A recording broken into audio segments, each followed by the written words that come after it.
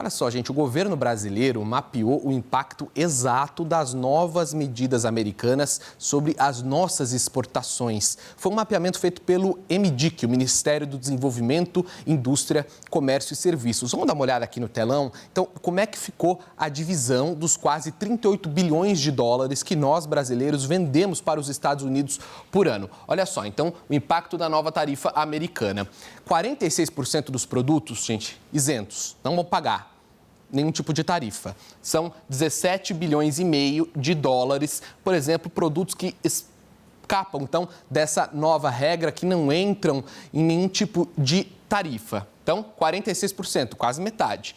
Temos 25% dos produtos que entram nessa tarifa global, ou seja, 9,3 bilhões de dólares. Isso vai pagar os 10%, tarifaço de 10%, que foi anunciado pelo próprio presidente Donald Trump. Paga a mesma tarifa do resto do mundo. Agora, olha só, as sobretaxas setoriais, 29%, são 10,9 bilhões.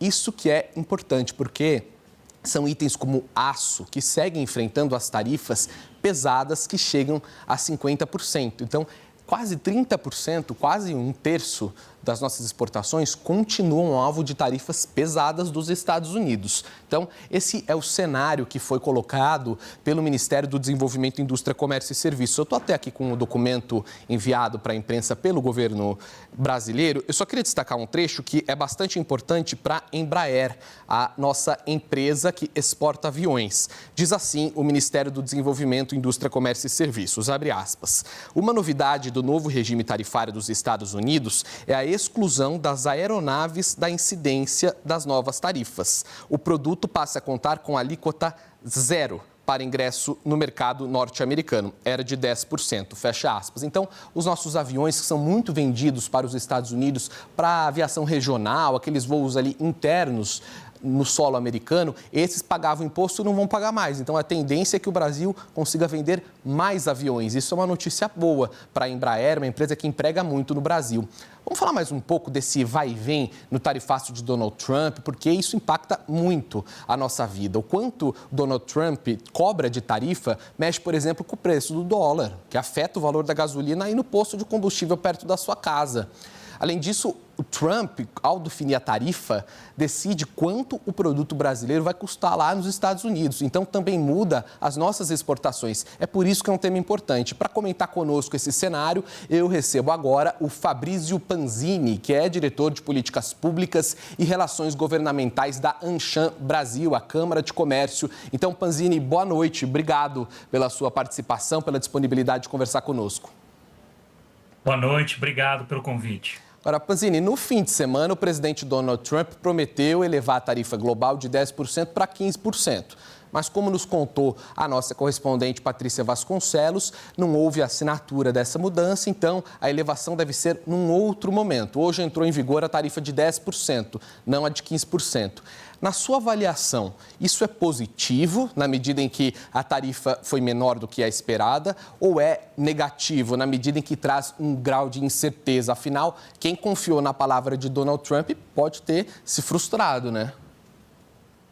Olha, a decisão da Suprema Corte dos Estados Unidos na semana passada, que reduziu para 10%, né, que gerou, né, uma série de ordens executivas do governo dos Estados Unidos cumprindo a decisão judicial, é uma medida que é muito positiva para os exportadores brasileiros, né?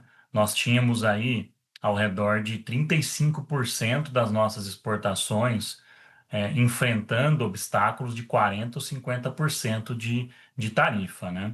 Com essa redução, com essa medida, nós estamos falando de um universo muito menor de bens que vão enfrentar tarifas maiores, um pouco desse universo que você mencionou aí no quadro, daqueles que são os produtos sujeitos à investigação de segurança nacional, que são os setoriais, né? Aço, alumínio, etc.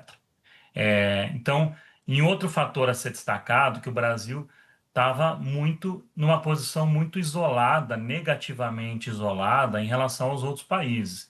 Então, enquanto outros países enfrentavam tarifas menores de 10 ou de 15, alguns próximo de 20, os produtores brasileiros para entrar no mercado americano estavam pagando algo em torno de 40%, 50%. Então, a medida ela é bastante positiva para o Brasil. O Brasil é, neste momento, um principal ganhador em relação à redução dessas tarifas. Porém, e aí tem um porém aí, um pouquinho na sua provocação da pergunta, isso é momentâneo. Por que que eu digo isso? Porque os Estados Unidos têm outros instrumentos para poder aplicar tarifas, inclusive uma investigação chamada Investigação 301, em que o Brasil tem uma investigação contra si ali nos Estados Unidos. Então, para concluir, foi um impacto para o Brasil é muito relevante, porque nós saímos de uma posição completamente isolada e negativa, com uma competição distorcida com outros países, mas temos que estar com o olho no futuro. Temos que olhar quais vão ser as novas medidas que os Estados Unidos podem aplicar. Eu vou pegar esse seu gancho das investigações, porque para além, então, da tarifa de 10%, o Brasil é alvo de investigações dos Estados Unidos em assuntos como o PIX e o etanol, o que um dia pode significar ou não uma tarifa sobre nós. Qual que é a sua expectativa sobre essas investigações? Elas podem virar uma tarifa ou é só ali uma espécie de pressão sobre o governo brasileiro? Pois é, lembrando o seguinte, né? Quando a medida foi anunciada, a decisão da Suprema Corte dos Estados Unidos foi anunciada, houve uma entrevista do presidente indicando que a política comercial dos Estados Unidos de majoração das tarifas continuará. Esse é um ponto. Depois houve uma declaração do representante comercial dos Estados Unidos que os Estados Unidos vão buscar os seus objetivos de política comercial de aumento de tarifa por outros meios. Quais são esses meios que eles citam? Principalmente essa investigação 301. Tem também esse 232 que você mencionou desses produtos de segurança nacional, que eles podem utilizar ainda mais, mas tem essa seção 301 que foi explicitamente citada pelo representante comercial. Por que o Brasil está numa situação complicada quando a gente olha essa 301? Porque é uma investigação que já está em andamento, ela foi aberta lá no meio do ano passado, naquele momento de maior tensão nas relações Brasil-Estados Unidos. Ela já passou por um momento de consulta pública, mas ainda não passou por um momento de consulta entre os países, de negociação. Então, ela é um risco, um grande risco para o Brasil, porque a do Brasil já está em andamento. Em teoria, os Estados Unidos podem aplicar a qualquer momento. O único porém é que existe na legislação dos Estados Unidos, nessa questão da investigação 301, que os países têm que fazer consulta com o outro para tentar resolver de forma negociada antes.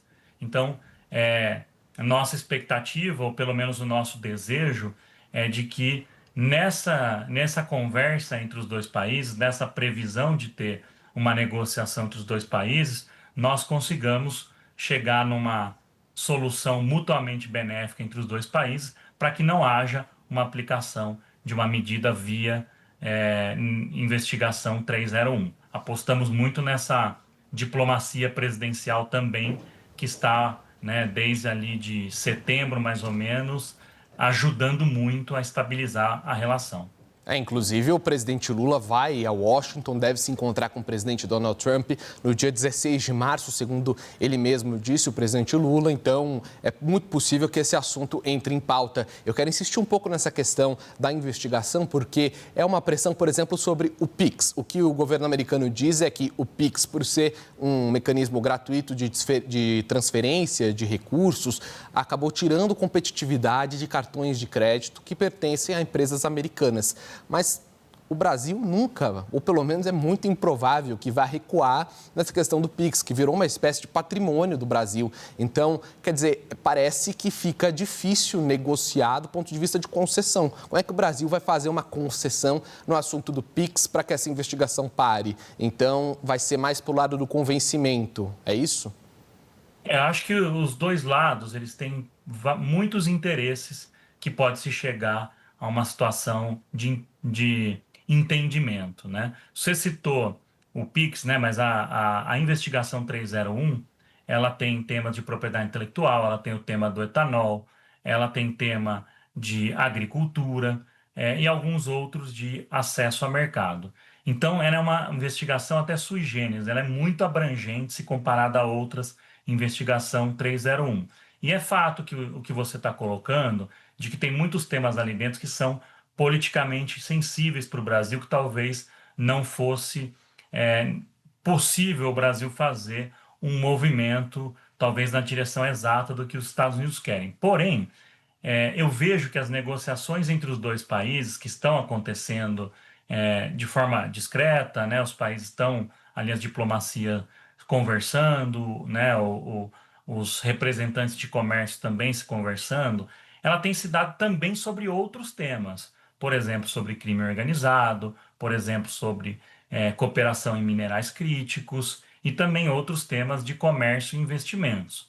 Portanto, é preciso entender do lado dos Estados Unidos se esses outros temas todos que estão na mesa, que podem gerar um bom acordo para eles, é suficiente, né, para que não haja essa aplicação de uma medida e pode substituir, pode fazer com que essa seção 301 seja, né, esquecida, né, seja deixada de lado.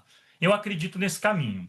Eu acho que esse caminho é um caminho promissor, em que Brasil e Estados Unidos podem encontrar áreas que eles terão benefícios mútuos. O tema de mineração, por exemplo, é muito evidente que os dois lados querem a mesma coisa. Então, apostaria numa via liderada pelos presidentes que buscasse aquilo que é convergente dos dois lados, que fosse um bom acordo.